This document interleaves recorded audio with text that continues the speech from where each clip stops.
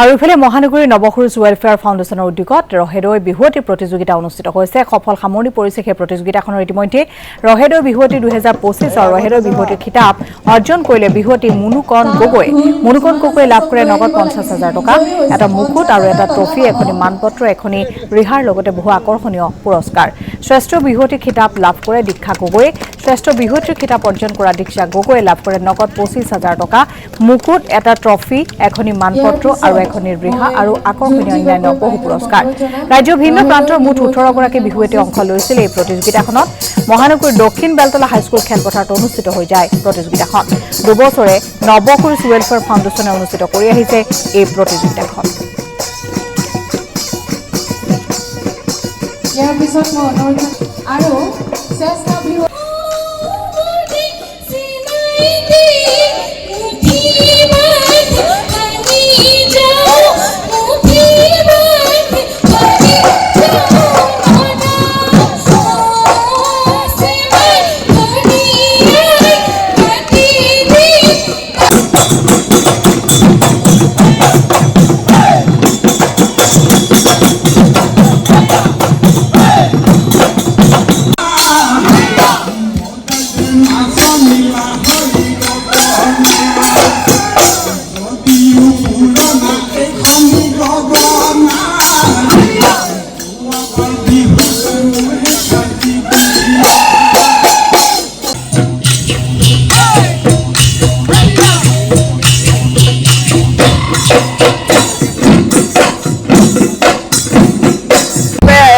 আছে 50,000 আৰু শ্ৰেষ্ঠ বিহুৱতী আছে 25,000 আৰু লগতে মানপত্ৰ থাকিব, অন্যান্য সামগ্ৰীও থাকিব, মানে আকৰ্ষণীয় কিছুমান মূল্যৱান সামগ্ৰী দিয়া যাব তেওঁলোকক।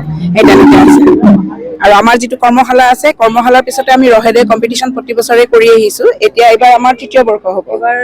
ৰহেদৈ দ্বিতীয় বৰ্ষ হ'ব, কিন্তু আমি কৰ্মশালা কৰা তৃতীয় বৰ্ষ হৈছে আমাৰ এইবাৰ।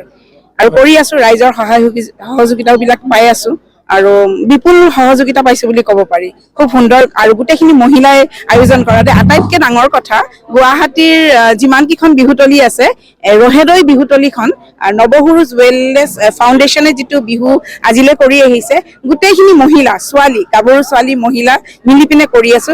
সেইটো আমাৰ কাৰণে বৰ গৌৰৱৰ কথা বুলি মই ভাবোঁ। ৰহেদৈ বিহুৱতী 2025 এইবাৰ দ্বিতীয় বৰ্ষ আমি উদযাপন কৰিব লৈছো আৰু খুব অতি সোনকালে আমি আৰম্ভ কৰিম। ৰহেদৈ বিহুৱতী অকণমান পৃথকভাৱে আমি ভাবোঁ, কাৰণ ইয়াৰ নামাকৰণটো আপোনালোকে দেখিছেই, অকণমান নিভাঁজ অসমীয়া শব্দ লৈ পেলাই আমি কৰিছোঁ। কাৰণ ৰহেদৈ বুলি ক'লে আমি বহুতো বিহু নামত আমি ৰহেদৈ শব্দটি ব্যৱহাৰ কৰি আহিছোঁ। আৰু এই বিহুৱতী প্ৰতিযোগিতাত যোগদান কৰিবৰ কাৰণে যিকোনো এখন অসমৰ যিকোনো এখন জিলাত পুৰস্কাৰপ্ৰাপ্ত হ'ব লাগিব আৰু এখনি মানপত্ৰ প্ৰদান কৰিব লাগিব। আৰু ইয়াতে আপোনাৰ যেতিয়া আমি ফলাফল ঘোষণা কৰিম, যিগৰাকী প্ৰথম হ'ব তেওঁ হ'ব ৰহেদৈ বিহুৱতী আৰু যিগৰাকী দ্বিতীয় হ'ব তেওঁ হৈছে শ্ৰেষ্ঠ বিহুৱতী। আৰু যেতিয়া আমি ফলাফল ঘোষণা কৰিম, যদি ৰহেদৈ বিহুৱতী যিগৰাকী পুৰস্কাৰ পাব, তেখেতে সেই সময়খিনিত উপস্থিত থাকিব লাগিব। আৰু আমি 20 মিনিট সময় ৰখিম আৰু সেইখিনি সময়ৰ ভিতৰত যদি তেওঁ আহি নাপায়, তেতিয়া আমি দ্বিতীয় শ্ৰেষ্ঠ বিহুৱতীগৰাকীকে আমি ৰহেদৈ বিহুৱতী পুৰস্কাৰ প্ৰদান কৰিম।